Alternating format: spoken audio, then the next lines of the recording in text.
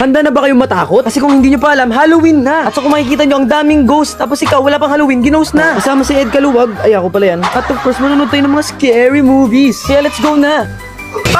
O diba ang scary? Lahat yan ay dito lang sa SM Dasmariñas. Na meron po napakagandang prop sa labas na pang Halloween talaga. Ready na kayo mga kasindak sa ating horror at scary adventures? O sige, tara na at manood. At of course, ang una natin for the list is ang 1978.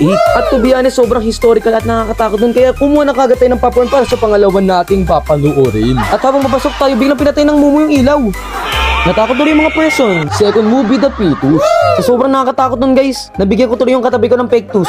Third movie, Near Death. Ito 10 out of 10 to guys, lalo nang gawa siya ng Pilipino. Of course, nakain tayo na merong Popeyes para busog na busog. Fourth movie na tayo. At tuwang-tuwa si kuya, parang gusto niya ata makahingi ng Popeyes. Pang-apat na movie natin ay The Hidden in the Dark. At sobrang solid na mga to. Kaya pumunta na kagad kami dun sa pang-5 para tapusin na tong nakakatakot na araw na to.